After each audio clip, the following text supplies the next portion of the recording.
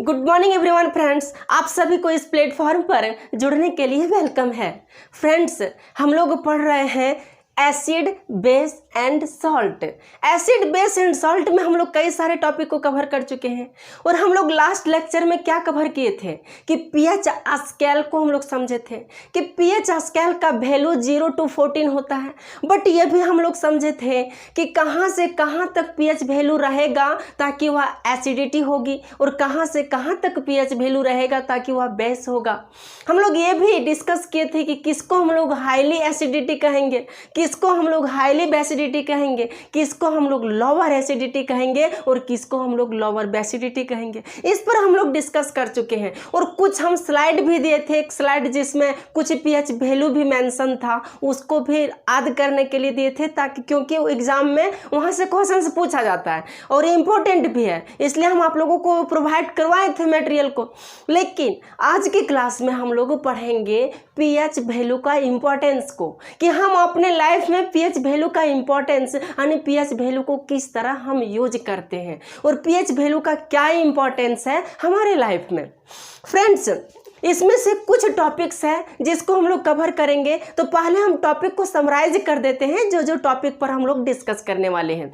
First topic में हम लोग समझेंगे कि किसी किसी इंसान का आप देखे होंगे कि जवानी में ही उसकी दांत टूट जाती है, बट पीएच वैल्यू से उसका क्या रिलेशन है कि उसका जवानी में दांत टूट जाती है और हमारे सिलेबस में उसको ऐड किया गया। हम लोग उसको जानते नहीं, समझते नहीं है, क्योंकि लाइफ से रिलेट करके उसको पढ़ते नहीं ना, इसलिए हम लोग समझ नहीं पाते कि हमारे सिलेबस में क्या क्या ऐड किया हुआ। इसलिए यदि हम लोग उसको प्रैक्टिकली या कुछ लाइफ से रिलेट करके नहीं पढ़ते हैं तो ये हमें अनवांटेड चीज़ लगने लगती है, हमें बोरिंग लगने लगती है। सेकेंड फैक्ट ये दिया हुआ है, बहुत ही इंपॉर्टेंट फैक्ट है कि कोई कोई जमीन होती है, कोई लैंड होता है, बट किसी लैंड में क्रॉप्स का उपजाऊ बहुत ज़्यादा होती है, बट किसी लैंड में क्रॉप्स का उपजाऊ बहुत कम होता है। यानी कोई ज़मीन है जहाँ पर फसल बहुत अच्छा उपज जाता है, बट किसी ज़मीन में फसल बहुत कम उपजती है। थर्ड पॉइंट पर हम लोग डिस्कस करेंगे कि जब हम लोग खाना खा लेते हैं तो कभी कभी हम लोगों को इनडाइजेशन का प्रॉब्लम होती है, यानी हम लोगों को अपच हो जाता है, डाइजेस्ट ही नहीं हो पाती है खाना। तो पेट में ऐसा क्या प्रॉब्लम होती है कि हम लोगों को डाइजेस्ट नहीं हो पाता है, और वो भी हमारे बुक में ही दिया हुआ है। सबसे बड़ी खुशी की बात ये है कि हमारे बुक में दिया हुआ है, ये सारे फैक्ट जो है हमारे बुक में दिया हुआ है और उसको हम लोगों को पढ़ना है और इसी से रिलेट करके पढ़ना है। और नेक्स्ट पॉइंट हम लोग ये पढ़ने वाले हैं कि कभी कभी आप अपने गाँव या अपने मोहल्ले में किसी किसी को देखे होंगे कि कोई बिच्छू या कोई चींटी या कोई भी मधुमक्खी वगैरह डंक मार देती है, स्टिंग कर देती है, तो उसे जलन होने लगता है या दर्द होने लगती है। कुछ ऐसा जलन होती है, कुछ ऐसा दर्द होता है कि वो सहन भी नहीं कर पाता है। बट ऐसा दर्द क्यों होता है? और दर्द होता है ठीक है, तो उसका हम इलाज कैसे कर सकते हैं, उसका कुछ राहत होगा ना, तो हमारे सिलेबस में उसको ऐड किया गया है। हम आप लोगों को उसको संक्षिप्त में बताएंगे कि ऐसा क्यों होता है, कौन सी वजह से होता है। तो जितने भी पॉइंट पर हम लोग डिस्कस करने वाले हैं ना, ये सारा पॉइंट इसी पीएच वैल्यू पे डिपेंड करता है। यानी ये जितना भी मैटर है, सारा मैटर यही डिपेंड कर रहा है एसिड और बेस पर। एसिड की वजह से और बेस की वजह से ये सारा प्रॉब्लम होती है। और जब कोई दुश्मन होता है, जैसे कि लोहा लोहा को काटता है, लोहा लोहा को काटता है, तो यहाँ भी यही है कि यदि बेस की वजह से कुछ प्रॉब्लम हो रहा है तो उसको एसिड काटेगा, एसिड की वजह से कोई प्रॉब्लम हो रहा है तो उसे बेस काटेगा। हम लोग लाइफ से रिलेट करके उसको हम लोग समझेंगे। तो फर्स्ट पॉइंट ये हम लोग समझते कि हम अपने लाइफ में यूज कहाँ करते। तो हमारा बॉडी जो आप लोगों को दिख रहा है, चाहे आप ही का बॉडी है, बॉडी जो दिख रहा है, ह्यूमन बॉडी का पीएच वैल्यू, ह्यूमन बॉडी का पीएच वैल्यू कितना होता है पता है? 7.0 to 7.8 होता है। हम लोगों का शरीर का जो पीएच वैल्यू होता है 7.0 to 7.8 होती है, यानी हमारा पीएच वैल्यू का रेंज इतना होता है। जब पीएच वैल्यू इससे कम हो जाएगी या पीएच वैल्यू इससे ज़्यादा हो जाएगा तो हमारे शरीर में डिजीज उत्पन्न होने लगेगी और हमें कुछ न कुछ प्रॉब्लम होने लगेगा। तो इसीलिए हम लोगों का एक फिक्स पीएच वैल्यू होता है कितना? 7.0 to 7.8। ये बहुत इंपॉर्टेंट फैक्ट है, एग्जाम में पूछा जाता है और कई बार पूछा हुआ क्वेश्चन है, इसलिए ध्यान में रखिएगा। सेकेंड फैक्ट ये है कि जैसे कि अभी देख रहे होंगे कि बहुत बारिश हो रही है, बहुत ज़्यादा वर्षा हो रहा है, रेन हो रहा है, लेकिन रेन जो हो रहा है इससे ज़्यादा इफेक्ट नहीं होती है। बट रेन का पीएच वैल्यू होना चाहिए 5.5 से। यदि पीएच वैल्यू रेन का, किसका, रेन, वर्षा का पीएच वैल्यू 5.5 से यदि कम हो जाती है ना, तो वह एक तरह का एसिड रेन कहलाता है। एसिड रेन, वह एसिड रेन कहलाने लगती है। अम्लीय वर्षा हिंदी में जिसको कहते हैं। अब बात रहे कि इसको हम लोग पढ़ते क्यों हैं, क्यों पढ़ना पड़ता है। तो एसिड रेन, जैसे कि बारिश हो रही है तो इस बारिश के पानी का पीएच वैल्यू 5.6 से ज़्यादा होना चाहिए। यदि ये कम हो जाती है ना तो एक तरह का एसिड रेन कहलाता है। और ये एसिड रेन हम लोगों के लाइफ को बहुत चौपट करता है। चौपट कैसे करता है, जैसे कि ये एसिड की वर्षा जब होती है तो ये एसिड एक तरह का पॉइजनस होता है और ये एसिड धीरे धीरे कहाँ, रिवर्स में चला जाता है। और रिवर में हम जानते हैं कि बहुत सारे प्राणी रहते, बहुत सारे क्रिएचर्स हैं, बहुत सारे लोगों की लाइफ है। और ये एसिड वर्षा जब होती है और ये रिवर में चली जाती है तो जितना भी यहाँ प्राणी है, सारे प्राणी जो है सो मरने लगते हैं। इन लोगों का जो लाइफ है वो लाइफ धीरे धीरे खत्म होने लगती है। कितना प्रॉब्लम होता है एक एसिड रेन की वजह से। यहाँ तक कि ही नहीं, जो हम लोग ताजमहल देखते हैं, ताजमहल आप नाम सुने होंगे, जो हमारे इंडिया में एक टूरिस्ट प्लेस के लिए बहुत फेमस है। ताजमहल जो खराब हुआ है ना, वो खराब होने की वजह भी यही रेन एसिड है।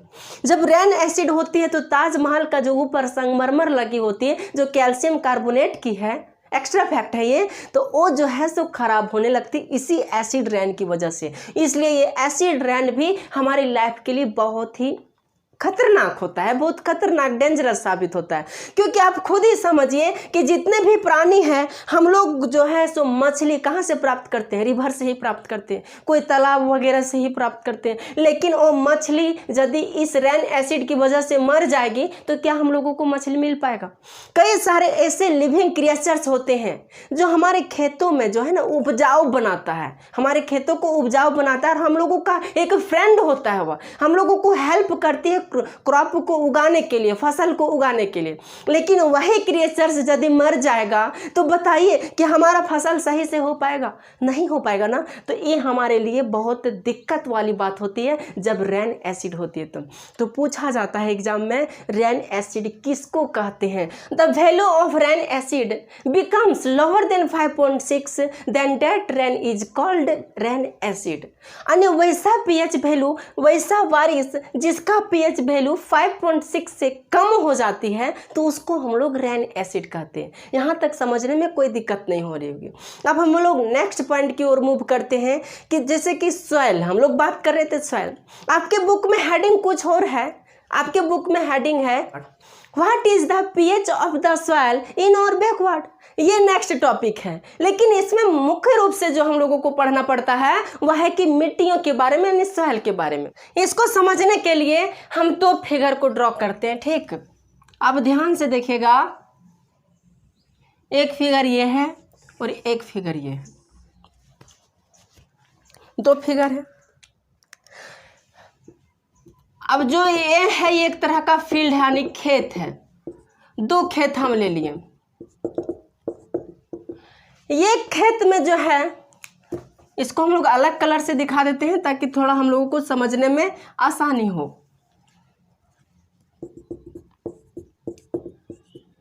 देखिए, ये एक खेत है तो मिट्टी तो होगा भाई, एक खेत है तो मिट्टी तो होगा। बट इस मिट्टी, यह मिट्टी जो है एक तरह का एसिडिटी है, एसिडिटी यानी अम्लीय है, और यह मिट्टी एक तरह का बेसिडिटी है। ध्यान से समझिए, बहुत इंपॉर्टेंट चीज़ है, हम लोग लाइफ में इसको यूज करते हैं। यह मिट्टी जो है एसिडिटी है, यह मिट्टी जो है बेसिडिटी, यह मिट्टी अम्लीय है और यह मिट्टी क्षारीय है। लेकिन कभी कभी हम लोग देखते हैं कि कोई खेत बहुत ही ज़्यादा उपजाऊ होती है, बहुत ही ज़्यादा, जैसे कि हम लोग देहात की भाषा में उसको बोलते हैं सरगत, यानी बहुत ही ज़्यादा सड़ा गला मिट्टी होता है। तो हम लोगों का उपजाऊ बहुत ज़्यादा होती है और धान भी बहुत अच्छा होता है। लेकिन हद से ज़्यादा उपजाऊ हो जाने के बाद भी, यानी हद से ज़्यादा मिट्टी सड़ जाने के बाद, यानी हद से ज़्यादा सरगत हो जाने के बाद भी हम लोगों के खेत में फसल नहीं उग पाती है। कभी कभी हम लोग देखते हैं कि कोई बंजर ज़मीन जो होती है ना, उस बंजर ज़मीन में फसल उपज जाती है, लेकिन किसी किसी बंजर ज़मीन में फसल नहीं उपजती है। ऐसा क्यों होता है भाई? कई सारा रीजन्स है। हमारे खेतों को एक स्पेशल पीएच वैल्यू का रेंज होना चाहिए, जहाँ पर जितना जो भी फसल है उसके लिए एक स्पेशल पीएच वैल्यू का रेंज होता है, जिसकी जितना रिक्वायरमेंट होती है उसके अकॉर्डिंग वहाँ पर फसल को उगाया जाता है। मान लेते हैं कि धान है, कोई पैडी धान है। अब धान के लिए पीएच वैल्यू होना चाहिए 3.4। कितना होना चाहिए? 3.4 मानते हैं, हम माने हैं, एक ऐसा कोई फैक्चुअल नहीं है, बट इसको हम लोग माने 3.4 है। लेकिन 3.4 से यदि इसका पीएच वैल्यू 2 पॉइंट हो जाता है, 2.0 या 2 कुछ भी हो जाता है, 2 हो जाता है, तब क्या होगा? एक तरह से यदि देखा जाए तो इसके लिए ये तो रिक्वायरमेंट नहीं है, इसके लिए रिक्वायरमेंट तो 3.4 है, बट इसके लिए हो गया 2, घट के हो गया 2। तो यहाँ पर क्या होगा? ये धान जो है तो एडजस्ट तो नहीं कर पाएगा, और जितना होना चाहिए हम लोगों को उतना उपज नहीं हो पाती है। That means I can say that if the acidity value is increased then paddy is non comfortable to adjusting। तब क्या होगा? जैसे कि हम लोग पीएच वैल्यू यहाँ पर एसिडिटी बढ़ते जाएगा, जो ही एसिडिटी बढ़ते जाएगी ये खेत एडजस्ट नहीं कर पाएगा, और नहीं कर पाने की वजह से जैसे कि हम लोग धान तो रोपेंगे, वो धान की ऊंचाई तो हो जाएगा इतना लंबा, धान बहुत ऊंचा हो जाएगा, लेकिन धान ही नहीं होगा। लेकिन इसको हम लोग ठीक कैसे करेंगे? बात रही कि ये प्रॉब्लम हो गई, इसमें एसिडिटी बढ़ गया, तो इसको ठीक कैसे करेंगे? क्या इसमें डालेंगे? तो इसमें डालने के लिए हम लोग इसमें लाइम डाल सकते हैं या चूना डाल सकते हैं। आप चूना सुने होंगे, चूना एक तरह का सॉल्ट होता है, ये लाइम जो है ना एक तरह का सॉल्ट होता है ये लाइम, और ये जो है खेत ये एक तरह का एसिडिटी है, और ये चूना जो है सो लाइम है। अब समझिए कि ये एसिडिटी है और ये चूना जो है सो ये बेस है। अब एसिड प्लस बेस मिलेगा तो क्या बनेगा? हम तो पहले जानते हैं कि एसिड और बेस जब मिलता है तो न्यूट्रल हो जाता है। यहाँ भी एसिडिटी की मात्रा बढ़ी, तब हम लोग इसको कम करने के लिए यहाँ पर हम लोग बेस यानी ऊपर से चूना दे दिए। अब जब चूना दे देंगे तो यह मिट्टी एक तरह से न्यूट्रल हो जाएगी, और जब न्यूट्रल होगी तो इसमें भी फसल उगने लगेगा। आप समझें कि इसमें फसल क्यों नहीं उग रही थी? ज़्यादा सरगत होने के बावजूद भी, ज़्यादा सड़ा गला मिट्टी होने के बावजूद भी फसल नहीं हो रही थी, क्योंकि उसमें एसिडिटी बढ़ गई थी। सेकेंड फील्ड को हम लोग देखते हैं कि ये एक तरह का जो है सो बेसिडिटी है इसकी मिट्टी। यहाँ पर हम लोग कोई तेल को, सरसों के दाने को हम लोग बो देते हैं, लेकिन ये सरसों का दाना जो है सो कभी कभी किसी खेत में उपज जाता है, लेकिन नहीं उपजता। सरसों के दाने के लिए थोड़ा चाहिए बेसिडिटी। कैसा होना चाहिए? बेसिडिटी। ज़्यादा बेसिडिटी नहीं होना चाहिए, थोड़ा थोड़ा बेसिडिटी होनी चाहिए। लेकिन ये खेत जो है यानी इस खेत का मिट्टी ज़्यादा बेस हो जाता है ना, ज़्यादा बेस अच्छा रखिए, तब ये खेत जो है फसल को उपजाने के एबल नहीं रह जाता है। फसल को उपजाने के एबल जब नहीं रह जाता है तो हम लोग इसमें क्या करते हैं? ऊपर से खाद डालते हैं, ऊपर से यूरिया डालते हैं, ऊपर से सल्फेट डालते हैं, ताकि इस मिट्टी को एसिडिटी बनाया जाए, अम्लीय बना जाए। एक तरह से यह क्षारीय है ना, बेसिडिटी है ना, तो इसको एसिडिटी बनाया जाए, उसके लिए हम लोग ऊपर से इसमें खाद डालते हैं। जो भी डाइजेशन थिंग्स है, जो भी पचा हुआ यानी जो भी अचड़ा कचड़ा है, सड़ा गला पदार्थ है, उसको हम लोग इस खेत में डाल देते हैं, जिससे क्या होता है? इस खेत का पीएच वैल्यू यानी जो एसिडिटी है वो एसिडिटी की मात्रा बढ़ जाती है, और जब एसिडिटी की मात्रा बढ़ जाती है तो इस खेत में भी फसल होने लगती है। डैट मीन्स यहाँ मुख्य रूप से एक ही पॉइंट डिस्कस करने के बाद निकल रही है कि किसी भी फसल के लिए एक पीएच वैल्यू रेंज होना चाहिए, और किसी का भी एक पीएच वैल्यू का रेंज होता है। जिस पीएच वैल्यू में, जिस मिट्टी का पीएच वैल्यू जितना होता है, उस मिट्टी में उस तरह का फसल उगाना चाहिए। अब कोई जैसे कि जिस खेत में हमेशा पानी रहता है, हमेशा पानी रहता है, लेकिन उसमें हम लोग क्या करेंगे? गेहूं बो देंगे, चाहे उसमें हम लोग चना बो देंगे, तो क्या वह फसल हो पाएगी? नहीं होगी ना। और जिसमें कभी भी पानी नहीं रहता उसमें हम लोग धान बो देंगे तो क्या वह धान हो पाएगा? नहीं होगा ना। यही रीजन है कि धान जो है उसके लिए पीएच वैल्यू का रेंज होना चाहिए। जितना रेंज है, चाहे कोई भी फसल है, किसी भी फसल के लिए पीएच वैल्यू का रेंज होता है। जितना रेंज होती उस अकॉर्डिंग वहाँ पर फसल को उगाया जाता है। ठीक, तो ये पॉइंट भी क्लियर हो गई होगी। वंस आई थिंक वंस नहीं किया होगा। अब दूसरा पॉइंट की ओर हम लोग मूव करते हैं। इसको हम लोग पहले मिटा लेते हैं। अब नेक्स्ट पॉइंट है pH value in our digestion system. यानी हम लोगों का पेट जो है ना फ्रेंड्स, पेट, उस पेट का पीएच वैल्यू क्या होना चाहिए जिससे कोई फूड पच जाएगा, डाइजेस्ट हो जाएगा, और कोई फूड डाइजेस्ट नहीं हो पाएगी। कितना हमारे पेट का रेंज होना चाहिए ताकि वो फूड को अच्छा से पचा सके। देखिए एक चीज देखते, एक फिगर हम ड्रॉ करते हैं हम अपने स्टमक का। ये है हमारा स्टमक। मानते हैं फिगर सही नहीं है लेकिन इसको समझना है, सिर्फ ज़्यादा कुछ नहीं समझना है। ये हमारा स्टमक है। जब हम लोग खाना खाते हैं, कोई भी फूड खाते हैं, तो फूड जो है सो इससे आता है, इस नली से आता है। पेरिस्टाल्टिक मूवमेंट के द्वारा इस नली से आता है और ये फूड जो है सो इस पेट में आकर के स्टोर रहता है। कितना? 4 आवर तक। कितना? 4 आवर तक। 4 आवर तक रहता है। और यहाँ पर क्या होता है? कुटाई, पिसाई, जो भी होना है, खिंचाई, सारा कुछ यहाँ पर होता है स्टमक में। हम लोगों का फूड जो है ना, हम लोग पहले ही उसको मुंह में कूट पीस लेते हैं, लेकिन जो भी बच जाता है उसको यहाँ पर कुटाई पिसाई होता है। जो भी बचा उसको यहाँ पर कुटाई पिसाई होगा। बट जब हम लोग खाना खाते हैं तो खाने के साथ कई सारे जर्म्स भी आते हैं, बहुत सारे बैक्टीरिया भी आते हैं। तो उस बैक्टीरिया को मारने के लिए यहाँ से क्या निकलता है? HCl, हाइड्रोक्लोरिक अम्ल। ये HCl का एक काम नहीं है, कई सारा फंक्शन है हमारे बॉडी में। समझते हैं हम लोग। फर्स्ट फंक्शन है कि ये क्या करता है, जो हम बैक्टीरिया, ऊपर से जो बैक्टीरिया आया है उस बैक्टीरिया को पहले मारेगा। जो हार्मफुल जर्म्स है उस जर्म्स को पहले मारेगा। इसके बाद यही पूरे फूड को क्या कर देता है? तो एसिडिटी कर देता है। पूरे फूड को क्या कर देता है? एसिडिटी। जब तक इस फूड को एसिडिटी नहीं किया जाएगा ना, तब तक डाइजेशन ही नहीं हो पाएगी। इसलिए यह प्रोसेस बहुत ही इम्पोर्टेंट है। लेकिन कभी कभी हम लोग बहुत ज़्यादा खा लेते हैं। कहीं शादी में गए, चाहे कहीं भी कोई दोस्तों के साथ कहीं भी कोई पहुनाई गए, वहाँ पर हम लोगों को मिला और खा लिए कस के। और जब हम लोग ज़्यादा खा लेते हैं ना, तो ज़्यादा खाना पर यहाँ पर स्टोर होगा, बहुत ज़्यादा फूड स्टोर होगा। और जितना फूड यहाँ पर स्टोर होगा उतना फूड को हम लोगों को डाइजेशन भी करनी पड़ेगी ना। बिना डाइजेशन का थोड़े ना कुछ होगा। जब तक डाइजेशन नहीं करेंगे तब तक हमारा पेट तो खाली नहीं होगा। तो इसको डाइजेशन करनी पड़ेगी ना। तो डाइजेशन करने के लिए हमारा जो स्टमक है ये अपनी दीवारों से ही HCl यानी हाइड्रोक्लोरिक एसिड को सेक्रेट करता है। ये हाइड्रोक्लोरिक एसिड सबसे पहले इसमें आए हुए जर्म्स को मारता है, उसके बाद क्या करता है? इस फूड को एसिडिटी में कन्वर्ट कर देता है।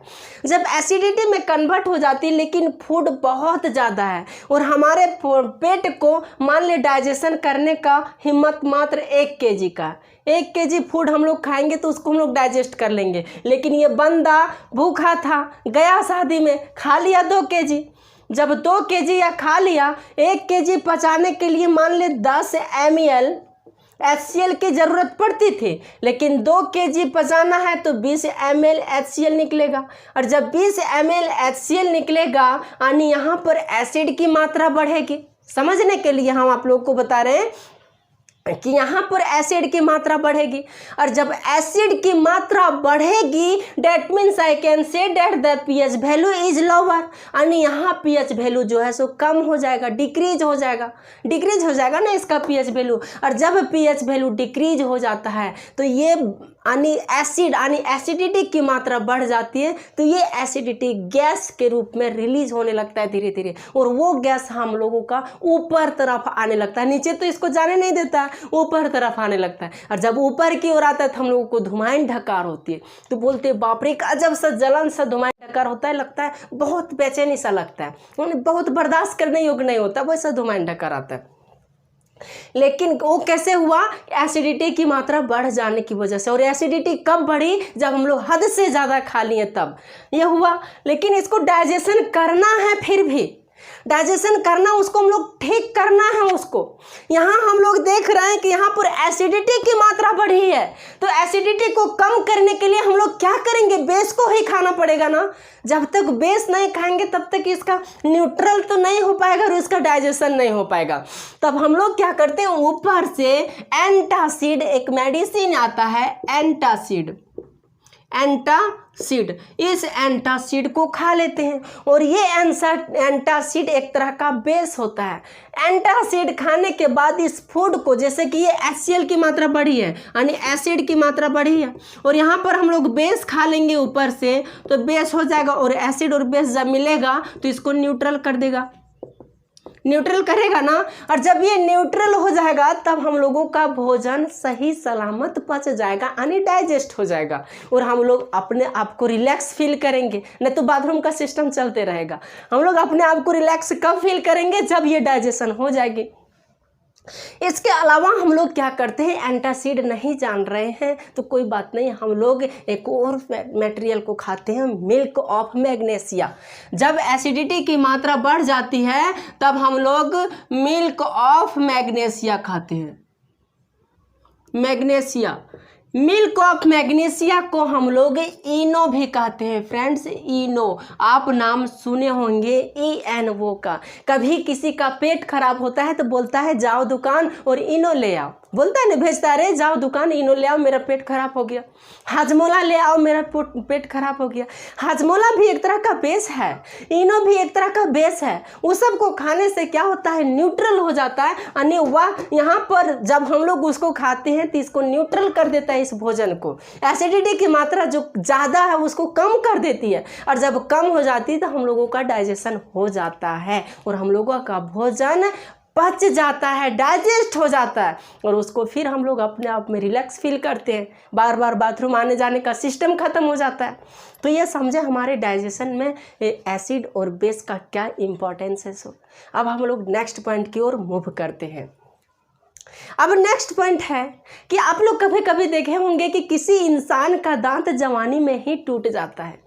बहुत ही क्रिटिकल कंडीशन होती है ऐसा, क्योंकि मान ले किसी इंसान का दांत जवानी में ही टूट जाएगा तो उसका शक्ल तो बिल्कुल बिगड़ जाएगा। मेरा ही एग्जाम्पल लेते हैं, भगवान ना करे कि ऐसा हो, लेकिन मेरा ही दांत यदि टूट जाए तो जो हम आप लोगों को हंसता खेलता हुआ समझा रहे हैं ये टॉपिक, इस टॉपिक को समझाने में हम अपने आप को कंफर्ट कर पाएंगे? फिर आप लोगों को देखने में भी अजीब लगेगा, जो इतना खेलता हुआ चेहरा दिख रहा है, इतना हंसता हुआ चेहरा दिख रहा है, सफ़ेद सफ़ेद दांतों के बीच में मुस्कुराहट दिख रही है, इस मुस्कुराहट को देखने में भी अजीब लगेगा, अन्य लोग बर्दाश्त नहीं कर पाएंगे, है कैसा है कैसा नहीं है, शक्ल सूरत अच्छा नहीं, अच्छा से बात उत नहीं कर पाता है। दैट मीन्स हम कह सकते हैं कि हम लोगों का शक्ल जो है बिल्कुल ही बिगड़ जाता है। क्यों? तो हम लोगों का मुंह का pH वैल्यू कम हो जाने की वजह से ये दांत टूटता है, और जब दांत टूट जाता है तो हम लोगों का शक्ल बिल्कुल ही बिगड़ जाता है, और हम लोग जवानी में ही बुढ़े की तरह दिखने लगते हैं, और बुढ़ापा हम लोगों को नजर आने लगता है, बस दांत टूटने की वजह से। हम लोगों का ये स्वभाव का चीज़ है। तो बात रही कि ये दांत टूटता क्यों है, कौन सी वजह से ये दांत टूटती है। फर्स्ट चीज़ देखिए, दांत टूटने का रीज़न है pH वैल्यू। जो हम pH वैल्यू पढ़ रहे हैं ना, यही pH वैल्यू इसका रीज़न है, होता है 6.5। सलीवा का pH वैल्यू कितना होता है, pH वैल्यू तो 6.5। अब सलीवा का pH वैल्यू 6.5 है, और सलीवा पाया कहाँ जाता है, तो हमारे मुंह में ही पाया जाता है। लेकिन हमारे मुंह में जब 6.5 में सलीवा का pH वैल्यू है तो हमारे मुंह का भी pH वैल्यू 6.5 ही हो सकती है। ये कहने में हम लोगों को कोई दिक्कत तो नहीं है, लेकिन कभी कभी हमारे मुंह का pH वैल्यू 6.5 से घट करके 5.5 हो जाता है, या इससे भी कम हो जाता है। 5.5 से भी कम हो जाता है ना, तब हमारा मुंह उसको एडजस्ट नहीं कर पाता है। जैसे कि हम लोगों का जो दांत बनी है वह दांत किससे बनी है, कैल्शियम फॉस्फेट से। कैल्शियम फॉस्फेट से हमारा दांत बना है, और कैल्शियम फॉस्फेट से दांत बना, और इसी दांत में एक फैक्ट रंजक पाया जाता है जिसको हम लोग इनामेल कहते हैं। इनामेल, ये इनामेल हमारे बॉडी का सबसे स्ट्रॉन्गेस्ट पार्ट होती है, यानी सबसे कठोर भाग होता है पूरे बॉडी का। हमारा जो बॉडी है ना, इसका सबसे कठोर पार्ट है। इसका प्रॉपर्टी समझिएगा तो आप हैरान हो जाएंगे। हमारे बॉडी का सबसे स्ट्रॉन्गेस्ट पार्ट है, और यहाँ तक समझिए कि ये जल्दी से घिसता नहीं है। यदि घिसता तो हम लोग रोज रोज ब्रश करते हैं, ब्रश करते करते ये इनामेल पतला हो जाता है, और हम लोगों का दांत जो है सो पतला हो जाता है, क्योंकि हमारे दांत के ऊपर जो दिख रहा है ऊपरी लेयर, ये इसी इनामेल का बना होता है। हम लोग रोज ब्रश करते हैं, सुबह शाम भी ब्रश करते हैं, लेकिन ये घिसता तो हम लोगों का मुंह दांत जो है घिस करके पतला हो जाता है। आप पूरा घिसिएगा उसको तब तो घिसबे करेगा भाई, लोहा में रगड़ करके घिसिएगा तो घिसबे करेगा, बट नॉर्मली यदि देखा जाए तो घिसता नहीं है। यहाँ तक ये डाइल्यूट भी नहीं होता है, पानी में जो है सो ये घुलता भी नहीं है। यदि घुलता तो हम लोग का दांत जो है सो सेफ ही नहीं रह पाता। लेकिन ये दांत हर चीज बर्दाश्त कर लेता है, बट यदि पीएच वैल्यू का वैल्यू मुंह में 5.5 से कितना 5.5 से कम होती है ना, तो ये कभी भी बर्दाश्त नहीं करता है।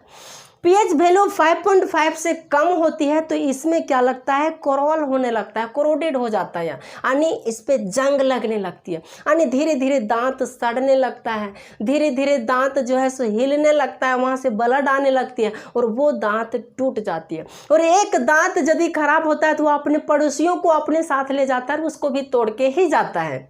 बट सबसे इम्पोर्टेंट बात यह है कि 5.5 से ये वैल्यू कम क्यों होती है, कौन सी वजह से ये 5.5 से वैल्यू कम होती है।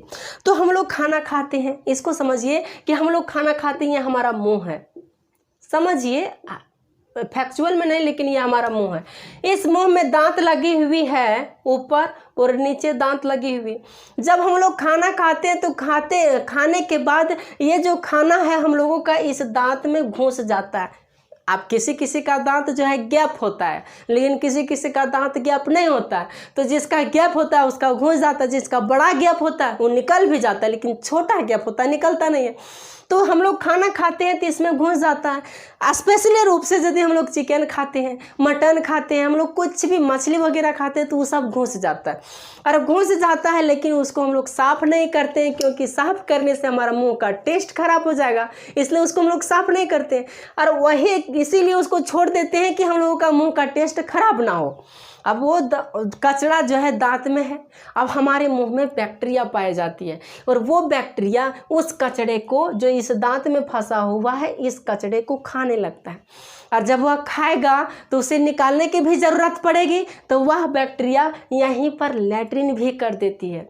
और जब लैट्रिन करती है तो इसके लैट्रिन में एसिड पाया जाता है, ध्यान रखिएगा, उसके लैट्रिन में एसिड पाया जाता है। इसी वजह है कि मुंह का जो एसिडिटी है वह बढ़ जाती है, और मुंह का एसिडिटी जब बढ़ जाएगी यानी उसका पीएच वैल्यू 5.5 से कम होने लगेगा।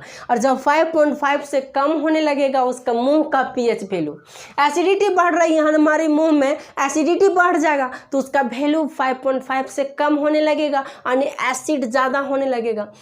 तभी इस कंडीशन में हमारा दांत जो है सो पीला होने लगेगा, और धीरे धीरे पीला होने के बाद धीरे धीरे वह दांत सड़ने लगेगा, और धीरे धीरे वह दांत टूट भी जाएगा। इसके अलावा वह टूटेगा तो दूसरे दांत को भी वह इन्फेक्शन करेगा, और दूसरे दांत को भी अपने साथ तोड़ करके चला ही जाएगा। और यही वजह है कि लोगों का जवानी में ही दांत टूटने लगती है, कोई दूसरा वजह नहीं है।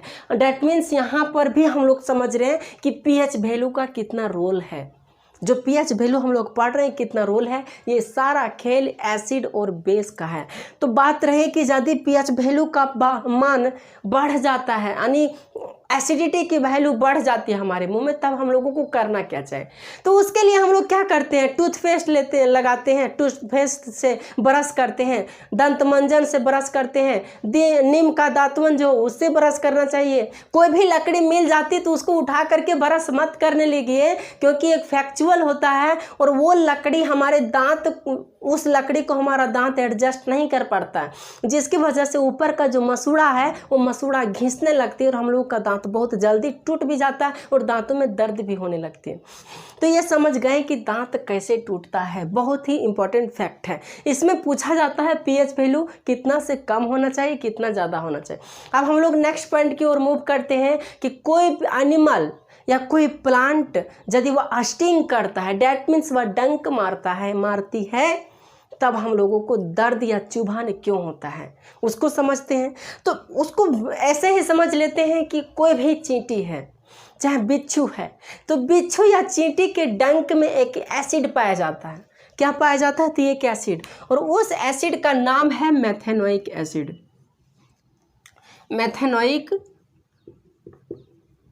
Methanoic acid. ये मेथेनोइक एसिड एक तरह से जहरीला है, जहरीला होता है। जब बिच्छू काटता है ना, तो ये मेथेनोइक एसिड हमारे स्किन में छोड़ देता है, हमारे जहाँ पर काटा वहाँ पर छोड़ देता है, क्योंकि इसके डंक में ही यह मेथेनोइक एसिड पाई जाती है, इधर उधर नहीं। यदि डंक को काट दो और बिच्छू के ले लो तो मुंह से काटेगा तो विष नहीं चढ़ेगा, लेकिन उसका डंक जो है ना उसी में मेथेनोइक एसिड पाई जाती है, और वो डंक से जब काटता है, डंक को चुभोता है, तो वह अपना डंक को वहीं पे तोड़ देता है और उसमें मेथेनोइक एसिड होती है, जिसकी वजह से हम लोगों को पूरा जलन होने लगता है। बात रही कि चींटी भी काटती है तो उसमें भी क्या होता है? मेथेनोइक एसिड ही होता है। कोई कोई प्लांट भी होता है जिसमें मेथेनोइक एसिड होता है। आप निटल के प्लांट जानते होंगे जो जंगलों में पाया जाता है, निटल के प्लांट में भी एसिड होता है। लेकिन जब ये चींटी या बिच्छू काट लेता है तो हम लोगों को क्या करना चाहिए जिससे राहत होगा? तो हम लोग जैसे कि एक तरह का एसिड है, तो एसिड को कोई बेस ही मार सकता है। अब इस एसिड को मारने के लिए हम लोग बेकिंग सोडा जहाँ पर काटा है वहाँ पर लगा देंगे, तो हम लोगों का दर्द से राहत मिल सकती है, यानी दर्द से थोड़ा राहत मिलता है। क्या? बेकिंग सोडा लगाने से। बेकिंग सोडा एक तरह का क्षार है, यानी एक तरह का बेस है, और ये एक तरह का एसिड है, और जब बेस और एसिड मिलेगा तब न्यूट्रल हो जाएगा, और जब न्यूट्रल होगा तो हम लोगों का दर्द धीरे धीरे खत्म हो जाएगा। ये हुआ फैक्चुअल। अब निटल का एक प्लांट होता है जो जंगलों में पाई जाती है, वह उसका पत्ती के ऊपर रोमा रोमादार होता है, और वो यदि चुभ जाता है हमारे स्किन में, चाहे कहीं भी हमारे बॉडी में, तो वो भी खुजलाने लगता है, जलन होने लगता है, अजीब सा दर्द देता है, वह दूसरे जैसा दर्द देता है। तो उसी के बगल में एक डोका प्लांट होता है, उस डोका प्लांट को पत्ती को लगा देने से, जहाँ पर है ना वहाँ पर रगड़ने से क्या होता है कि वो एसिडिटी ख़त्म हो जाती है और हम लोगों को राहत भी मिल जाता है। तो इतना कुछ इस पॉइंट में यहाँ तक हम लोग डिस्कस किए आज के क्लास में। तो चलिए आज की क्लास को हम यहीं पे ड्रॉप करते हैं, फिर हम लोग नेक्स्ट क्लास में नेक्स्ट टॉपिक के साथ मिलेंगे। Thank you very much and have a nice day. Bye bye.